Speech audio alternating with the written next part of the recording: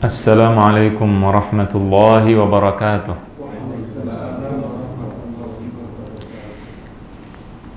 Allahumma lakal hamdu hamdan hamda wa laka asyukru syukran syukra. Allahumma iyyaka na'bud wa laka nusalli wa nasjud wa ilayka nas'a wa nahfid narju rahmataka wa nakhsha 'adzabak inna 'adzabakal jid bil kuffari mulhiq.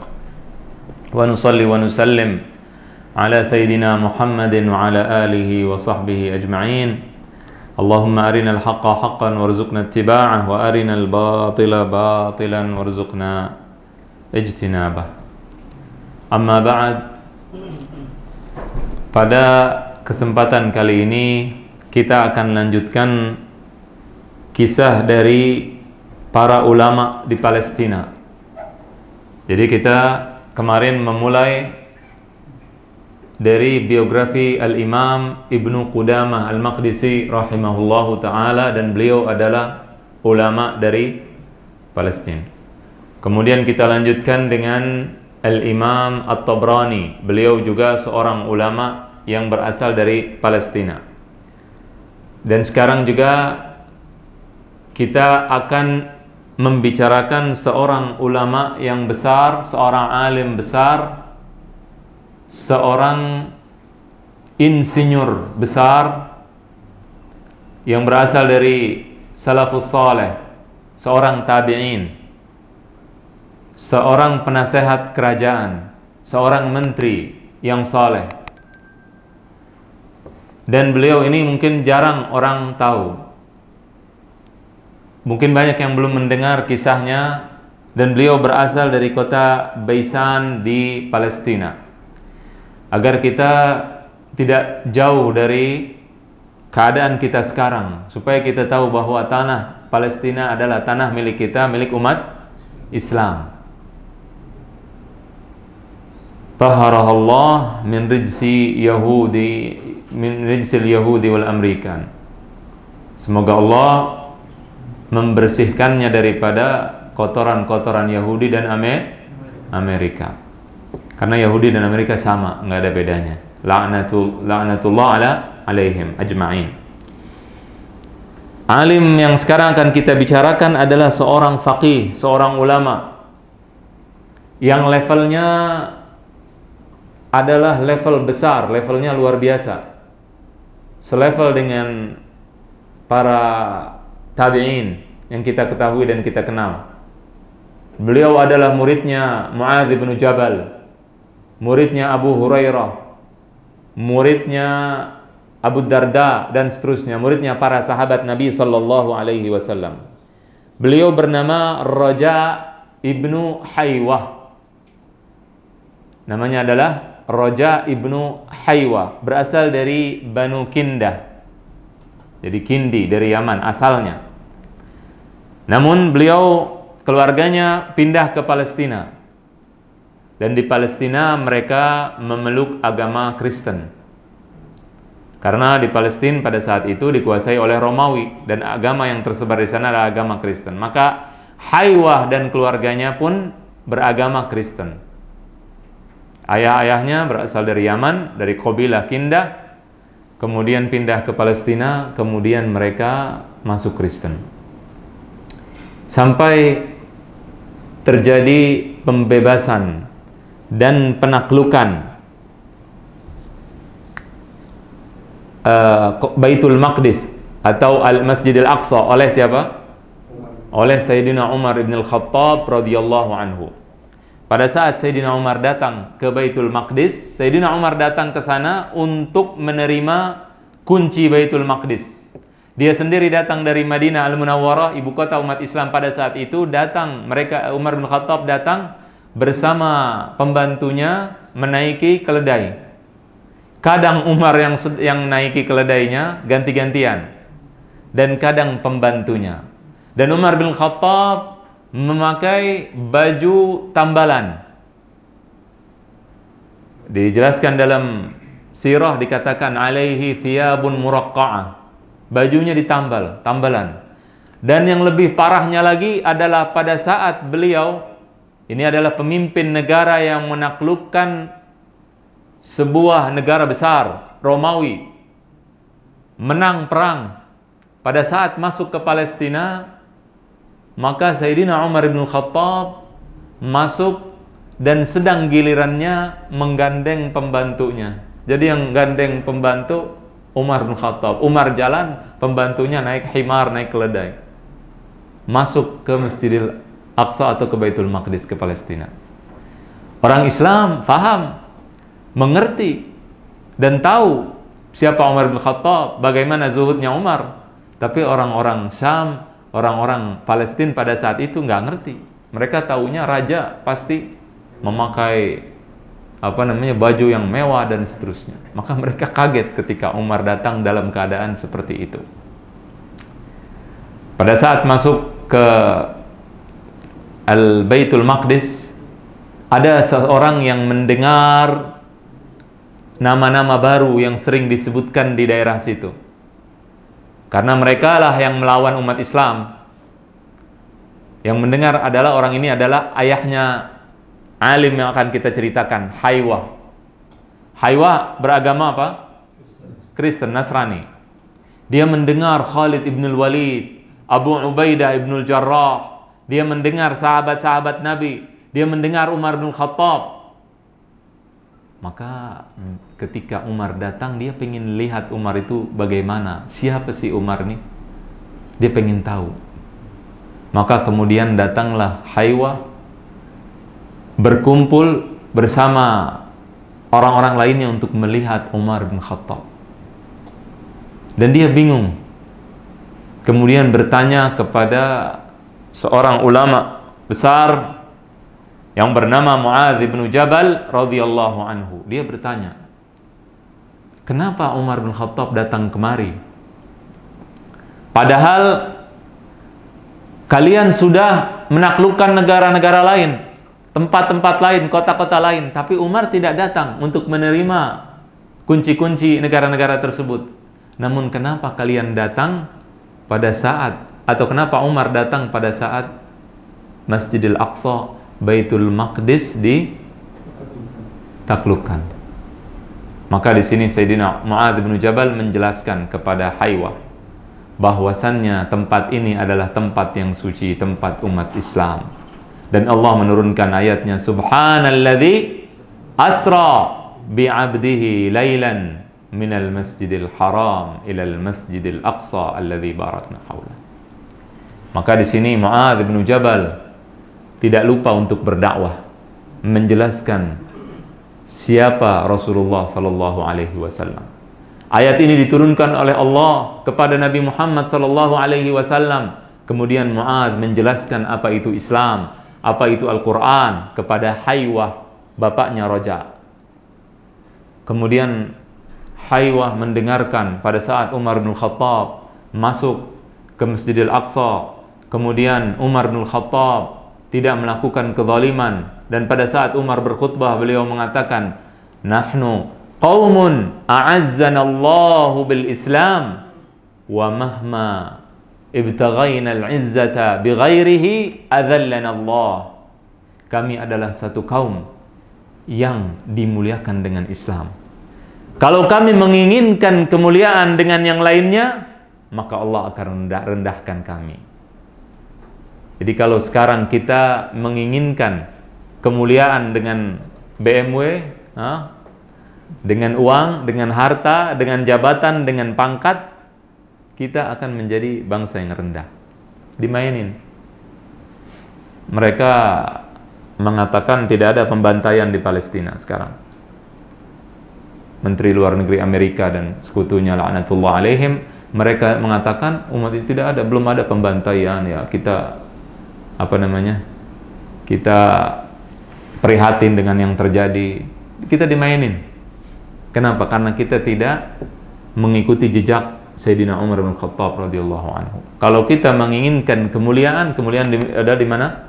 Bersama Allah. Kita ikuti ajaran Allah di situ. Pada saat itu kita memiliki kemuliaan. Sayyidina Umar datang dengan baju tambalan, tidak dengan kemewahan, tidak dengan mahkota, tapi beliau mulia. dan dimuliakan dan datang sebagai pemenang. Singkat cerita, Haywah melihat gerak-gerik umat Islam, melihat gerak-gerik Umar bin Khattab. Kemudian dia berdialog dengan Mu'adz bin Jabal. Akhirnya pada hari itu dia mengikrarkan 2 kalimat syahadat. Asyhadu an la ilaha illallah wa asyhadu anna Muhammadan abduhu wa rasuluh. Setelah masuk Islam, pada akhir zaman Khalifah Umar bin Khattab, dalam riwayat lain pada akhir atau permulaan masa pemerintahan Utsman bin Affan, lahirlah orang yang akan kita ceritakan sekarang, yaitu Raja Al-Imam Raja Ibnu Haywah. Al-Imam Raja Ibnu Haywah adalah seorang ulama besar yang lahir pada abad 1 Hijriah, masih pada abad 1 Hijriah. Tabi'in, bertemu muridnya para sahabat Nabi Muhammad sallallahu alaihi wasallam. Dan beliau dikatakan oleh Al-Imam Adz-Dzahabi, beliau adalah Syaikhu Ahli Syam. Abul Miqdam namanya. Syaikhu Ahli Syam. Syekhnya orang-orang Syam, orang Palestina. Beliau kemudian Al-Imam Raja dididik dengan didikan Islam setelah ayahnya masuk Islam, dan Sayyidina Mu'adz bin Jabal yang mengislamkan Haywah. Siapa Sayyidina Mu'adz? Siapa? Hah? Tabi'in atau siapa? Sahabat Nabi, sahabat Nabi. Beliau adalah ulama dari kelompok sahabat Nabi. Maka Sayyidina Mu'adz mewasiatkan kepada Haywah, ayahnya Raja, agar putranya ini dididik dengan benar dan diajarkan Al-Quran. Kemudian beliau meriwayatkan hadis dari Nabi yang artinya bahwa orang yang anaknya dididik dengan Al-Quran akan memakaikan orang tuanya nanti pada hari kiamat mahkota. Maka di sini Haywah mendidik anaknya untuk mempelajari ajaran agama. Dari mulai kecil Raja dididik untuk belajar agama. Maka Haywah belajar agama sampai menjadi seorang alim besar, menjadi seorang ahli fikih, faqih. Dan juga beliau mempelajari di waktu yang sama ilmu mi'mar, yaitu insinyur kalau kata zaman sekarang, pembangunan. Sehingga beliau menjadi insinyur besar dan beliau menjadi seorang ahli fikih besar. Umur 30 tahun sudah menjadi ulama besar. Dan dia adalah seorang ulama yang mengamalkan ilmunya. Maka pada saat itu yang memimpin di daerah Syam adalah siapa? Khilafah Bani Umayyah. Khilafah Bani Umayyah ini dimulai oleh seorang yang bernama Muawiyah ibnu Abi Sufyan. Abu Sufyan adalah pemimpin Quraisy, tokoh Quraisy. Istrinya namanya Hindun. Diriwayatkan dalam riwayat dikatakan Hindun pernah bermimpi akan melahirkan seorang raja. Ternyata benar, anaknya yang bernama siapa? Muawiyah ibnu Abi Sufyan menjadi raja. Muawiyah ibnu Abi Sufyan, pendiri daulah Bani Umayyah, punya anak bernama Yazid ibnu Muawiyah. Kemudian setelah itu Khilafah Bani Umayyah pindah tangan, pindah jalur. Dari jalur Muawiyah, keturunan Muawiyah, Yazid, kemudian pindah ke Marwan ibnul Hakam. Marwan ibnul Hakam pada saat memerintah terjadi perpecahan di kalangan umat Islam. Ada 2 khalifah. Yang pertama bernama Marwan dari Bani Umayyah, memimpin daerah Syam. Daerah Syam apa itu? Palestina, Yordania, kemudian Syria, daerah situ, Lebanon. Itu adalah daerah Syam namanya. Kemudian khalifah yang kedua bernama, yang memimpin saat bersamaan bernama Abdullah ibnu Zubair, memimpin daerah Irak, kemudian Hijaz, Madinah dan Mekah. dan kalau tidak salah Yaman juga. Itu dipimpin oleh siapa? Abdullah ibn Zubair ibnul Awam, sahabat Nabi SAW. Dan terjadi peperangan, fitnah, kekuasaan itu. Jangan kita bicara Bani Umayyah. Lihat sejarah Indonesia aja dulu. Kerajaan zaman dahulu, bahkan sampai sekarang, kekuasaan itu kadang-kadang bisa menumpahkan darah dan bahkan menghalalkan sebagian cara. Kalau zaman kita sekarang, apa? Bagi-bagi bansos katanya, bukan katanya. Baik. Intinya adalah pada saat itu terjadi peperangan antara khilafah Bani Umayyah dengan khilafah Abdullah bin Zubair. Terjadi peperangan. Meninggallah Marwan ibnul Hakam, kemudian Abdul Malik ibnul Marwan, anaknya Marwan menjadi khalifah. Dari Bani apa? Umayyah. Dinasti Umayyah. Pada saat Abdul Malik ibn Marwan menjadi khalifah, nanti insya Allah kapan-kapan kita jelaskan atau kita ceritakan kisah Abdul Malik bin Marwan. Seorang yang kontradiksi. Pada satu sisi dia seorang alim, tapi pada sisi lain dia memiliki kejahatan dan juga kebaikan. Abdul Malik bin Marwan dipuji, kemudian dicaci. Nanti pada saatnya kita akan jelaskan.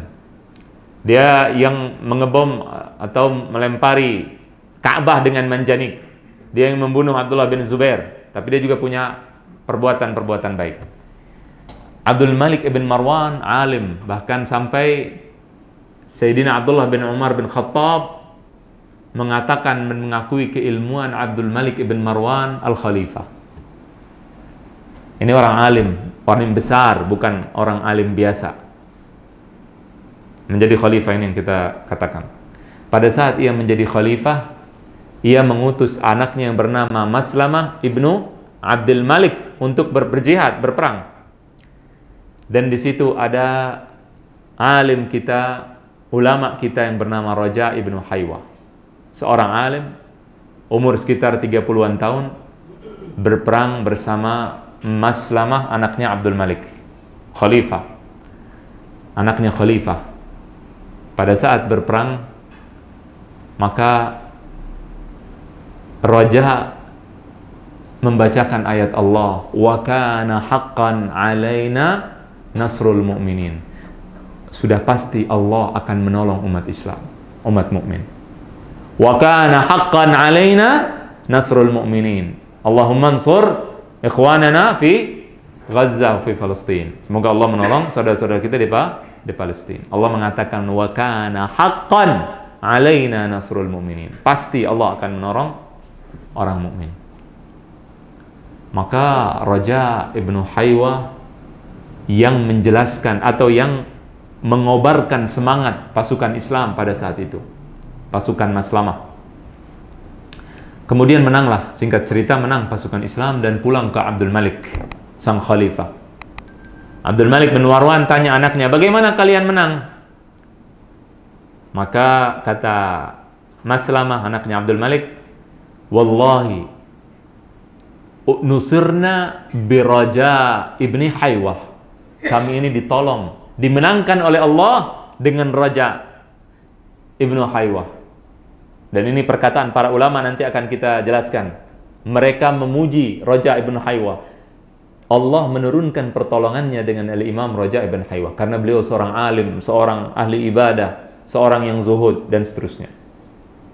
Dan diceritakanlah oleh Maslamah siapa Raja. Seorang yang alim, seorang yang bukan cuma alim agama saja, bukan ilmu agama saja, tapi juga bisa pembangunan dan seterusnya. Ahli ibadah dan seterusnya. Maka kata Abdul Malik ibn Marwan sang khalifah, kalau begitu panggil Raja. Abdul Malik punya kejahatan, membunuh, teman-temannya dibunuh. Abdullah bin Zubair temannya Abdul Malik. Kita akan ceritakan, dan ketika menceritakan kita harus apa? Insaf. Apa artinya insaf? Adil menceritakan dari dua versi. Nanti kita akan jelaskan, kita akan bedah siapa Abdul Malik bin Marwan. Apakah benar dia penjahat atau tidak? Menurut dia bagaimana dia melihat perbuatannya dan orang lain melihat bagaimana akan kita bahas nanti pada saat kita membahas Abdul Malik ibn Marwan. Tapi sekarang kita hanya sekedar menjelaskan yang terjadi pada saat itu dengan Roja. Pada saat Roja dipanggil, maka ia mengatakan, "Ya Roja, aku menjadikan engkau sebagai menteri dan penasehat." Karena dia tahu orang alim. Tadinya beliau tidak kenal, kemudian setelah mengenali dan mengetesnya, dia tahu ini seorang ulama besar. Maka jadilah Roja sebagai menteri, harusnya menjadi menteri. Biasanya para ulama, dan ini penting kita ketahui, para ulama menolak dekat-dekat dengan penguasa. Itu mayoritas ulama salaf. Menolak berdekatan dan menjabat bersama penguasa, khususnya Bani Umayyah. Karena dianggap zalim. Dan ada fatwa dari ulama Hijaz, ulama Mekah dan Madinah, karena mereka yang dizalimi oleh Bani Umayyah. Mereka dizalimi, maka mereka memfatwakan tidak boleh mendekat dengan penguasa. Jadi kalau ada ahlul bid'ah wa dhalalah yang selalu bilang kita harus dekat sama penguasa, harus nunduk, mereka ahlul bid'ah wa dhalalah, orang sesat, menyesatkan. Bukan salaf, kagak ada urusan sama salaf. Salaf tidak seperti itu. Nanti akan kita ceritakan. Kalau kita baca sejarah, ini kita berkaitan dengan akidah. Jelas? Mereka ahlul bid'ah wa dhalalah muncul dari mulai Madinah Al-Munawwarah, kemudian menyebar kemana-mana. Itu bid'ah ini. Bid'ah nyembah penguasa. Al-Imam Raja,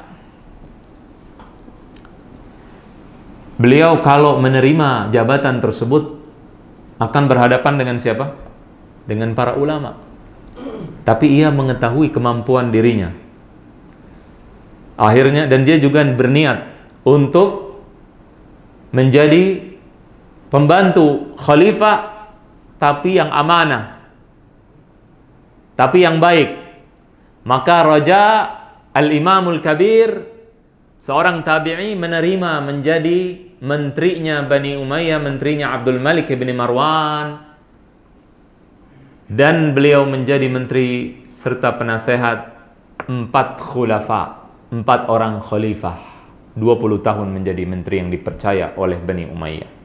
Dari mulai Abdul Malik bin Marwan, kemudian saudaranya Al-Walid ibnu, anaknya Al-Walid ibnu Abdul Malik, kemudian Sulaiman ibnu Abdul Malik, kemudian Umar ibnu Abdul Aziz. 4 orang khalifah.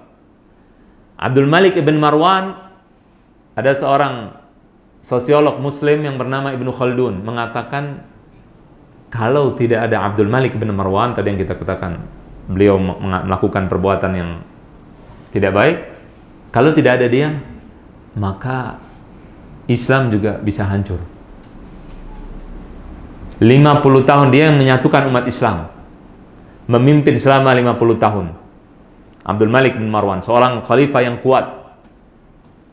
Maka Raja menerima, tapi niatnya bukan hanya sekedar jabatan, tapi menjaga atau membetulkan atau menghindari kerusakan yang dilakukan oleh Bani Umayyah, mengecilkan perbuatan jelek yang dilakukan oleh Bani Umayyah. Maka Raja Ibnu Haywah melihat pertumpahan darah. Dia melihat masalah apa di Abdul Malik ibn Marwan, khalifah. Dia melihat ada pertumpahan darah di situ. Maka di sini dia menasehati khalifah, tapi dengan cara yang baik. Raja seorang yang kuat, seorang yang cerdas, seorang yang tidak takut, bukan orang yang menjilat atau mencari uang atau kekayaan, tidak. Nggak bisa dibayar, tidak bisa disogok, nggak kayak sekarang. Orang lagi boikot, dia makan di restoran. Bukan begitu. Kita berbicara seorang yang niatnya benar untuk membenarkan khalifah yang salah.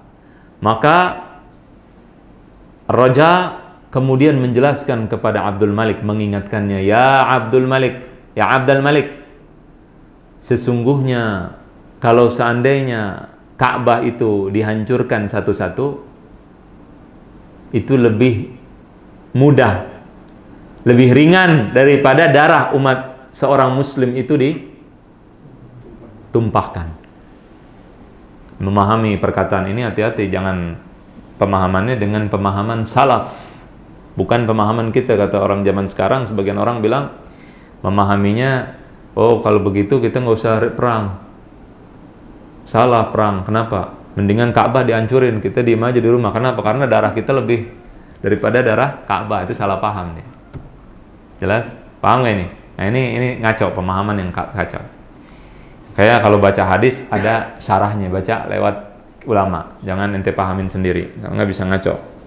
Maka Raja Ibn Haywah menjelaskan bahwa darah umat Islam itu luar biasa.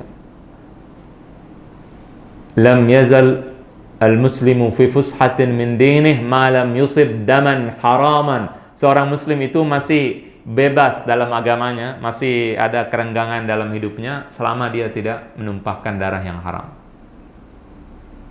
Artinya walaupun dia melakukan dosa dan sebagainya, selama tidak ada darah yang ditumpahkan, bahkan dia masih aman. Dia bisa bertaubat dan seterusnya. Bukan berarti orang yang bunuh tidak bisa bertaubat, tapi berat. Maka Khalifah Abdul Malik ibn Marwan setelah mengetahui Raja, mendengarkan nasihat Raja, dia mengatakan, ya Raja, tidak akan ada darah yang ditumpahkan kecuali dengan tanda tanganmu. Sebagai mufti, udah engkau yang fatwa. Maka Raja menyetop pertumpahan darah. Kemudian Abdul Malik adalah orang yang boros, suka dengan gedung-gedung yang indah, bangunan yang bagus. Maka di sini Raja faham bagaimana caranya, dia orang yang pintar, cerdas. Bagaimana cara mengambil sesuatu dari orang dengan cara yang ia mau, tidak dengan bukan dengan cara ribut sama dia. Dan ini tentunya orang berbeda-beda sifatnya. Kita tidak bisa salahkan Sa'id ibn Jubair yang melawan pada saat itu, melawan Bani Umayyah pada saat itu, seorang tabi'in yang besar, Sa'id bin Musayyib, beliau juga tidak bisa kita salahkan. Al-Fudail bin Iyad juga tidak bisa disalahkan. Mereka beda-beda. Kalau Raja Ibn Haywah, dia dengan kecerdasannya berusaha melihat apa yang disukai oleh khalifah, kemudian diarahkan kepada kebenaran, kepada kebaikan. Menteri yang soleh. Dia lihat khalifah suka dengan bangunan yang bagus, maka dia mengatakan, ya Khalifah Abdul Malik, kampung halamannya, di mana kampung halamannya? Di mana Syamnya? Di Palestina. Kenapa engkau nggak bikin masjid yang bagus? 50 tahun sekarang peringatan masuknya Umar bin Khattab, masuknya Islam ke mana? Ke Masjidil Aqsa. Kenapa nggak bikin masjid di situ? Maka kemudian kata Khalifah, betul, bagus, saya bikin masjid yang hebat, yang mewah, yang orang itu akan ingat engkau wahai Abdul Malik bin Marwan. Kak Abdul Malik pun akhirnya membangunlah Qubbah As-Sakhrah yang warna kuning yang dekat Masjidil Aqsa. Itu yang bangun adalah Raja. Karena Raja seorang insinyur, maka Khalifah mengatakan, engkau bangun wahai Raja. Akhirnya dibangunlah oleh Raja Ibn Haywah selama bertahun-tahun, 7 tahun tidak berhenti membangun Qubbatus Sakhrah. Dengan emas dibangun. Kemudian setelah itu Abdul Malik ibn Marwan wafat. Jadi yang dilakukan oleh Raja, mengarahkan Abdul Malik menghentikan, ini adalah pekerjaan Raja, menghentikan apa? Pertumpahan darah, kemudian membangun Qubbatus Sakhrah. Di zaman siapa? Khalifah Abdul Malik. Kemudian khilafah berpindah ke Al-Walid ibnu Abdul Malik, anaknya Abdul Malik, namanya Al-Walid. Al-Walid kemudian Raja menasihati Al-Walid. Dia melihat masalah di umat Islam apa? Dia lihat umat Islam ini tegang antara Syam dengan Hijaz. Lagi tegang. Kenapa tegang? Karena warisan dari zaman Abdul Malik. Ada ketegangan. Maka di sini Raja mengatakan, membuat ide kepada Al-Walid, "Ya Walid, haji mau nggak? Kita haji yuk," katanya. Kita pergi haji, tapi dia punya rencana, ingin mengarahkan khalifah kepada kebenaran. Tentunya Raja dikritik oleh banyak ulama dan sebagainya, tapi beliau mengatakan, "Idza aradallah bisultanin khairan hayya lahu bitanatan salihah." Kalau penguasa itu Allah inginkan kebaikan baginya, maka Allah berikan apa? Pembantu-pembantu yang baik, yang mengarahkan kepada kebaikan. Bukan yang cari muka. Apa yang dilakukan oleh pemimpinnya langsung iya-iya aja, enggak. Diarahkan dengan cara yang baik. Maka Raja seperti itu. Diajak Walid ibnul Abdul Malik untuk pergi haji. Kemudian pada saat mereka pergi haji di Mekah dan di daerah Hijaz, Abdul Malik Raja mengatakan pada Khalifah Al-Walid, "Wahai Khalifah, udah sampai Mekah, kita ziarah ke makam Nabi Muhammad SAW, ziarah ke Madinah." Khalifah kaget karena Madinah sama dia kurang suka. Tapi kata Raja, "Ya Khalifah, tanggung." Akhirnya oke, berangkatlah ke Madinah. Di Madinah masuk ke Madinah Nabawiyah. Begitu masuk, ada seorang tabi'in, ulama besar, Sa'id ibn al-Musayyib. Salaf bukan salaf? Salaf. Begitu masuk, datang khalifah masuk, dia nggak bangun. Orang lain disuruh keluar kan, dia nggak mau keluar, tidak mau bangun. Disuruh bangun, "Saya kemari, ini masjid Baitullah. Nggak ada yang bisa membangunkan saya." Nggak takut manusia dia. Kemudian para pembantu khalifah menyuruh untuk salaman kepada Al-Walid, khalifah.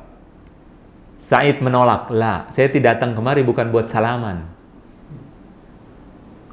Ini adalah sifat dari ulama salaf yang ditutup-tutupin oleh ahlul bid'ah wad dhalalah, para pengikut penganut aliran sesat yang menyembah waliul amri, kita sampai pusing dengarnya, waliul amri. Jelas tidak? Sa'id ibn al-Musayyib tidak mau.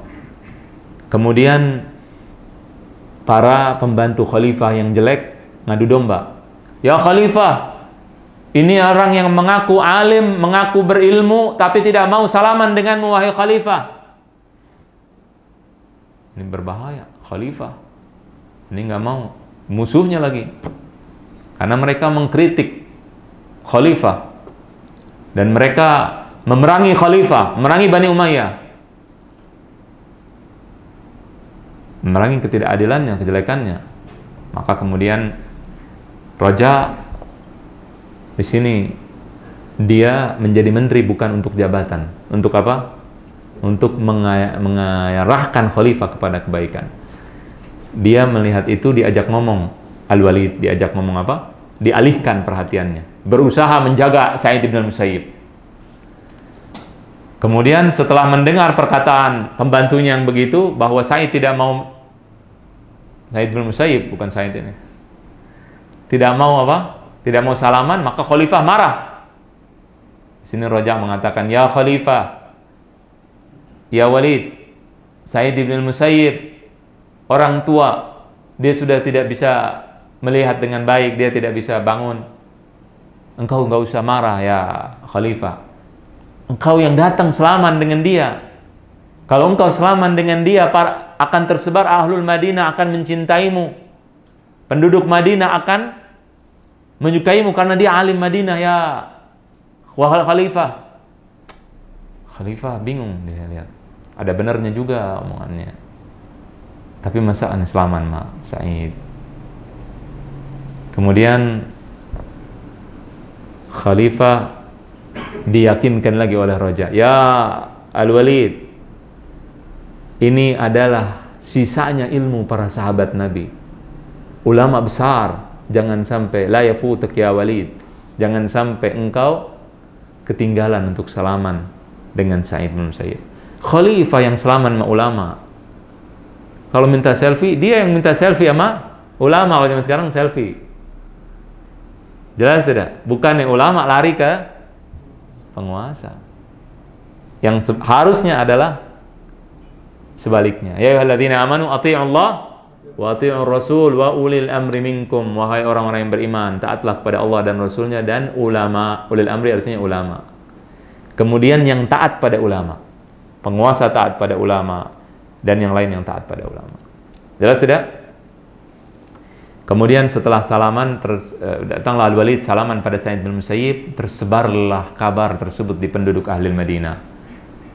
Kemudian juga Raja menasihati, ya Walid, luaskan Masjid Nabawi supaya Ahlul Madinah juga senang. Akhirnya dia melakukan hal-hal yang membuat Ahlul Madinah senang, dan di sini dia menyatukan antara Hijaz dengan Syam pada masa Khalifah Al-Walid ibnu Abdul Malik. Pada saat Al-Khalifah Al-Walid ibnu Abdul Malik meninggal dunia, digantikanlah beliau dengan saudaranya yang bernama Sulaiman ibnu Abdul Malik. Dan seperti sebelumnya,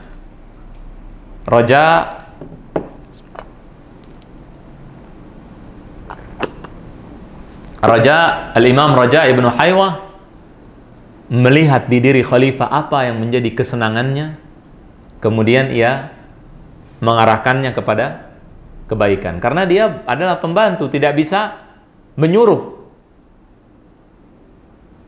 Maka Sulaiman ini senang dengan parade militer, dengan hal-hal yang berbau militer. Dia seorang yang seperti itu. Dan Sulaiman ini orang yang demen demen militer dan juga boros khalifah. Ketika Raja melihat hal itu, dia mengatakan, ya Amirul Mukminin, aku mendengar hadis Nabi Muhammad sallallahu alaihi wasallam, la taftahunna al-Qustantiniyah wa la ni'mal jayshu jayshuha wa la ni'mal amiru amiruha. Kalian akan membuka Konstantinopel, akan menaklukkan Konstantinopel, dan sebaik-baik pasukan adalah pasukan tersebut, dan sebaik-baik pemimpin adalah pemimpin pasukan tersebut. Maka di sini Sulaiman, kata orang Arab, Raja tahu min aina tu'kalul katif, tahu dari mana makan kambing bener, yang dari mananya dia tahu dimakan. Di sini kena yang dia mau. Maka di sini Sulaiman yang memang suka dengan hal-hal yang berbau kemiliteran, dia mengirimkan pasukan jihad ke Konstantinopel. Tentunya dia tidak menaklukkan Konstantinopel, tapi dia bersumpah akan mengalahkan, pokoknya menaklukkan Konstantinopel sampai mati. Tapi keburu wafat Sulaiman. Dia mengutus anaknya. Pada saat Sulaiman suatu hari keluar dari rumahnya, pada saat dia masuk ke dalam kamarnya, dia melihat di cermin, dia melihat dirinya seorang khalifah yang ganteng, yang hebat, memiliki pasukan yang sangat kuat. Dalam riwayat dikatakan Sulaiman terkena ain. Tahu nggak ain? Mata. Dari siapa?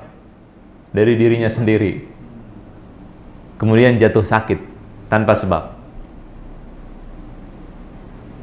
Di sini Sulaiman sakit parah,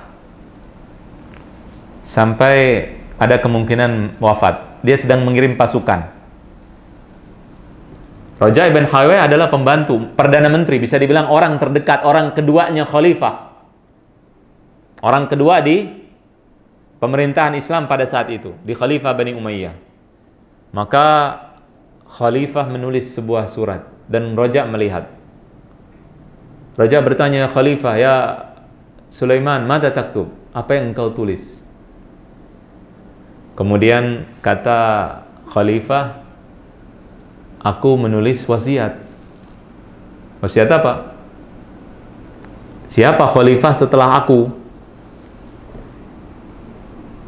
Kemudian kata Raja, engkau tulis siapa? Anaknya, putra mahkota. Anaknya masih kecil. Akhirnya Raja pintar, cerdas. Dia bilang, ya Khalifah, ya Sulaiman, coba engkau pakaikan baju khilafah, pakaikan semuanya, baju kebesaran. Kemudian engkau lihat. Maka kemudian datanglah khalifah, anaknya dipakaikan baju terbesar itu nggak pas bajunya, bikin terketawa orang. Akhirnya khalifah ngelihat juga, ya ini mau jadi khalifah gimana begini. Akhirnya dia bilang ini kekecilan katanya, anaknya masih kecil. Roja masuk di sini. Iya betul khalifah. Ya Sulaiman, nanti engkau akan ditanya Allah kepada siapa engkau memberikan jabatan tahta ini. Akhirnya Sulaiman bilang, kalau gitu aku buat anakku yang sedang perang. Kata Roja, ya khalifah, dia perang, kita nggak tahu dia meninggal atau enggak, masih hidup enggak, kita nggak tahu. Kalau dia masih sudah meninggal, kamu wafat, ribut, bisa pecah nih negara. Roja tujuannya satu orang, bernama siapa? Umar bin Abdul Aziz. Umar bin Abdul Aziz ini saudaranya Abdul Malik bin Marwan. Umar bin Abdul Aziz bin Marwan, saudara, masih keluarga Bani Umayyah, tapi bukan di jalur dia. Khalifah itu bukan jalur dia, harusnya kan ke anak. Maka kata Khalifah Sulaiman, mulai dia sedikit-sedikit semua yang disebutkan namanya dijauhkan oleh raja. Dia begini, dia begini, dia begitu. Terakhir Khalifah Sulaiman mengatakan, kalau begitu Umar bin Abdul Aziz aja, gimana menurutmu wahai Raja? Kata Raja, ya Sulaiman, Umar bin Abdul Aziz rajulun adlun, rajul yang laki yang adil, yang soleh, bagus, jadikan khalifah wahai Sulaiman. Maka kemudian Sulaiman menjadikan Umar bin Abdul Aziz sebagai khalifah, ditulis berkat Raja ibn Haywa. Kemudian setelah itu Raja memanggil keluarga Bani Umayyah untuk membaiat yang ada di dalam tulisan Sulaiman. Akhirnya mereka semua baiat. Nggak tahu nih siapa namanya. Ditulis Sulaiman masih hidup. Pada saat Sulaiman meninggal dunia, tentunya mereka tidak tahu siapa yang masih hidup. Umar sudah punya firasat, Umar bin Abdul Aziz. Umar datang kepada Raja, ya Raja, siapa yang ada di tulisan situ? Kalau saya mau minta sama khalifah supaya batalkan. Orang soleh, nggak mau dia jadi khalifah. Banyak tanggung jawabnya. Kalau sekarang kan rebutan. Kemudian datang lagi Hisham ibnu Abdul Malik, saudaranya. Datang, ya Raja, mau disogok. Kasih tahu ana siapa nama di situ. Ana yang paling berhak jadi khalifah. Kalau bukan ana, sudah nggak bisa. Ana nggak terima. Kata khalifah, kata Raja, aku tidak akan berikan hal tersebut. Aku sudah janji pada khalifah tidak akan membuka rahasia ini. Akhirnya kata Raja, pada saat dia tahu khalifah meninggal, dia panggil polisi untuk memanggil seluruh keluarga kerajaan, kemudian menyuruh mereka berbaiat dan mengatakan siapa yang melawan dibunuh, hukum mati. Mereka sudah baiat soalnya. Akhirnya semua baiat termasuk Hisham tadi. Pada saat baiat, kemudian dibacakan Umar bin Abdul Aziz. Tentunya Umar bin Abdul Aziz, Sulaiman pada saat memilih beliau, Khalifah Sulaiman pada saat memilih beliau, dia takut keluarganya akan protes dan akan terjadi pemberontakan, maka dijadikan putra mahkota setelah Umar bin Abdul Aziz siapa? Anaknya dari keluarga Abdul Malik. Jadi supaya mereka tenang. Akhirnya begitu dibacakan Umar bin Abdul Aziz, ramai ini keluarga Abdul Malik. Tapi kemudian setelah itu disebutkan, setelah itu anaknya Abdul Malik juga akhirnya tenang. Dan jadilah seorang khalifah yang luar biasa. Umar bin Abdul Aziz dikatakan sebagai khulafa Rasyidin yang kelima. Ada yang mengatakan yang keenam. Kalau Hasan masuk, dia yang keenam.